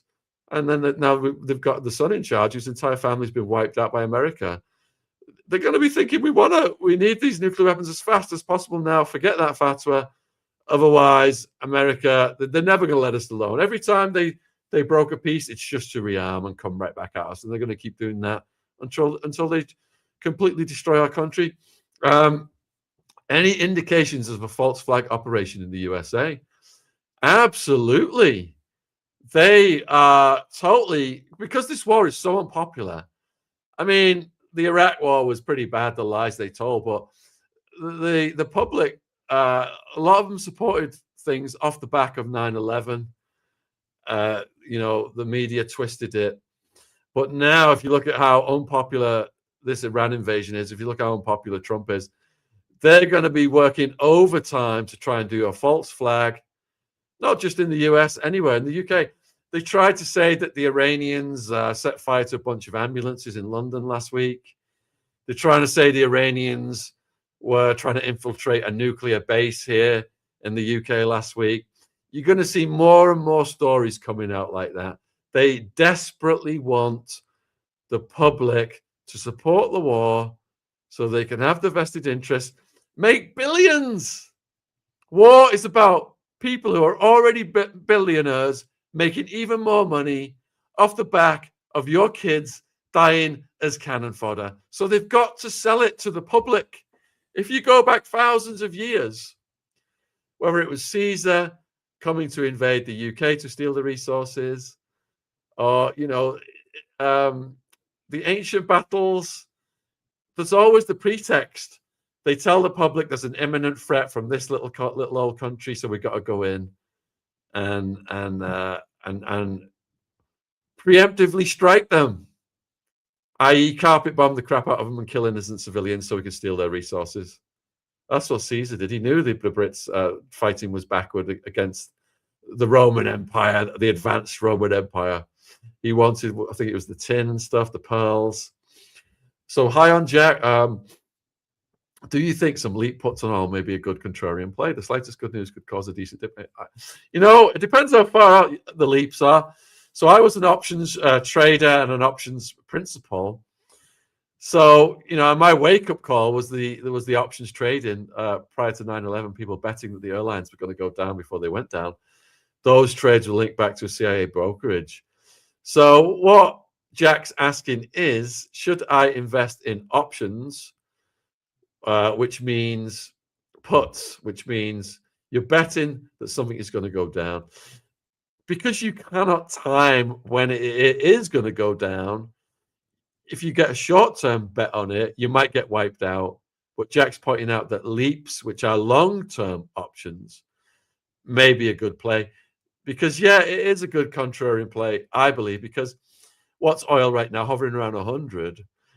Let's say it goes up to 150 next week.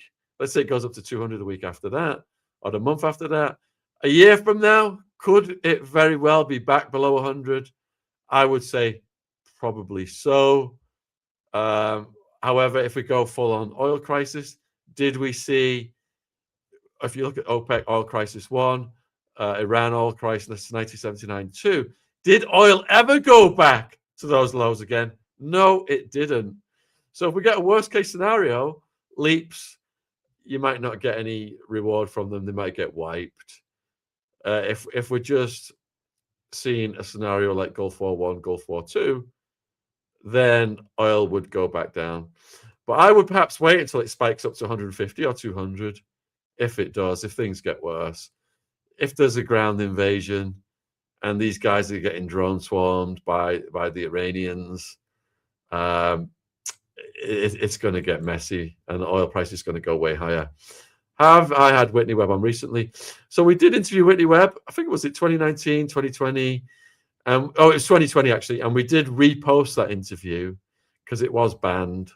We made some edits and muted some words. We did repost that interview a couple of months ago. I've reached out to Whitney Webb on X, but she's not got back to me about coming on. I've seen that she has been doing some interviews recently on some other channels. And also, there's all kinds of AI Whitney Webb channels out there that is not even Whitney Webb speaking, but it looks like it is. It sounds like her. Is it good to buy gold right now? So, that's a difficult one, Marie. I've been watching gold and silver. I mean, they went up like, woo! And then all of a sudden, in one day, they started to collapse. And they've been hovering around. I think long term, the metals are always good value, but the short-term timing of those trades presently, because there's so much volatility in the markets, it's difficult. Perhaps a solution to that would be to put a little bit away each month, and that's called dollar cost averaging.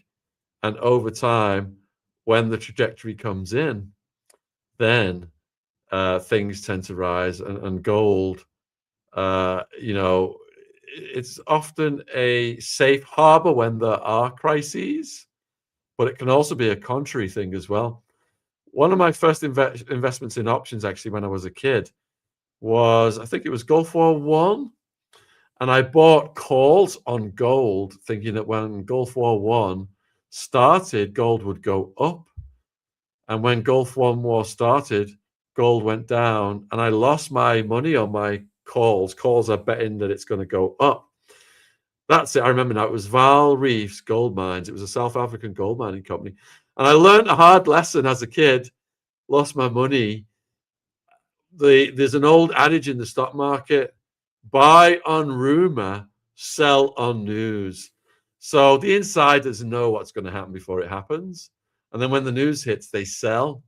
So when we saw that announcement from Trump last week, he's got this peace deal with Iran, 15 minutes before that was announced, there was a $500 million in trades betting that the market was going to bounce.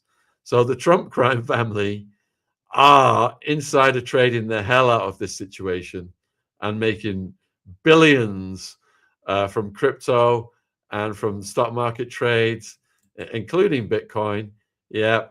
Because they know, when they go to war or make these huge announcements, the markets are going to swing wildly in various directions.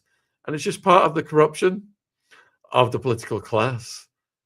And it is, something that's causing the lack of confidence in the dollar, accelerating something called de-dollarization. I mean, America is in so much debt. And they used to just go to these bond auctions and raise so much money that they could finance wars with, etc.